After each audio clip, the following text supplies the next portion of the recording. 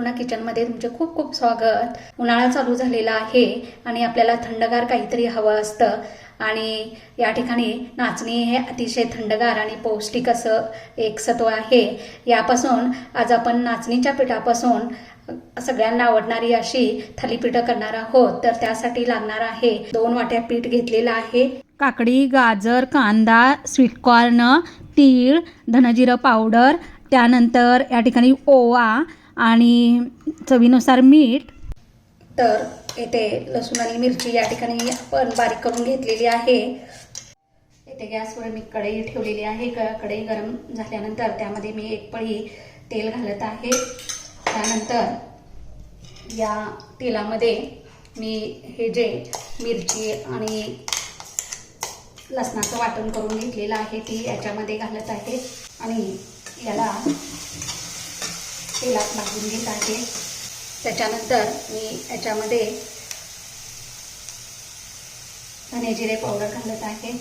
मी ओवा घेतलेला आहे। हा ओवा थोडासा हातावरती चोळून याच्यामध्ये घालत आहे म्हणजे थालीपीठांना चांगली चव येते।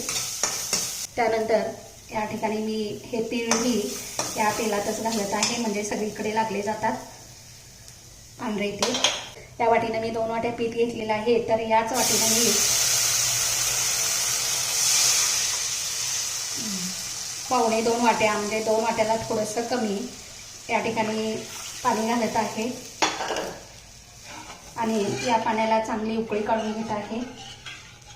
आता यामध्ये मी चवीनुसार मीठ घालत आहे। हे जे स्वीटकॉर्न घेतलेले होते ते थोडेसे अगदी बारीक करून घेणार आहे।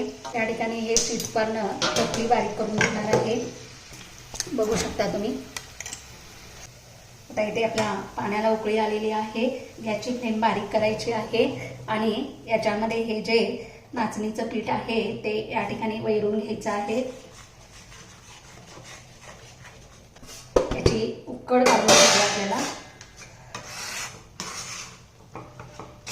एकजीव झाल्यानंतर गॅस बंद करायचा आहे आणि याला 5 मिनिटं वाफ काढून घ्यायची आहे आणि ही जी उकळ आहे ती चांगली या ठिकाणी मऊ झालेली आहे चांगली। आता ही उकळ आपल्याला एका भांड्यात काढून घ्यायची आहे। तर हे मिश्रण थोडा वेळ थंड करून घ्यायचं आहे। आता हे थोडंसं थंड झाल्यानंतर त्याच्यामध्ये ह्या ज्या भाज्या आहेत गाजर, कांदा, काकडी, हे बारीक करून घेतलेलं स्वीटकॉर्न घालत आहे। तर ह्या सर्व भाज्या याच्यामध्ये एकजीव करून घ्यायच्या आहेत। तर इथे मस्त आपलं पीठ तयार झालेलं आहे। आता याचे आपण थालीपीठ करायला सुरुवात करूया। कापड मी ओलं करून घेतलेलं आहे। पातीचा किंवा भाकरीचा गोळा असतो तेवढा गोळा घ्यायचा आहे आणि याला असं एकसारखं हाताने थापून घ्यायचं आहे।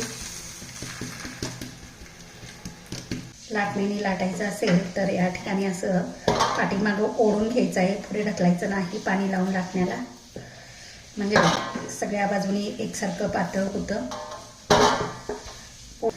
जर चिटकत असेल तर लाटण्यालाही थोडं थोडं पाणी लावायचं, फिरवून घ्यायचं आहे म्हणजे काठात जर जाड राहिला असेल तर ते एकसारखं होतं। त्यानंतर याला छोटी छोटी फुलं पाडून घ्यायची आहेत म्हणजे आपण जे तेल लावतो तर ते खालीपर्यंत जातं। तवा गरम झालेला आहे, तव्यावरती असं तेल सोडून घेणार आहोत। असं तव्यामध्ये टाकायचं आहे आणि आता हात लावून नागरिक असं या ठिकाणी अलगद तव्यात टाकून त्याला थोडासा पाण्याचा शिंतवडा द्यायचा आहे आणि त्याला झाकून ठेवायचं आहे।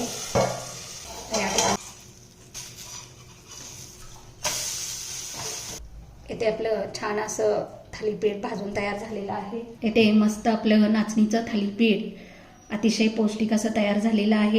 हे थालीपीठ आपण दह्यासोबत किंवा कोणत्याही कडधान्याच्या उसळीसोबत खाऊ शकतो।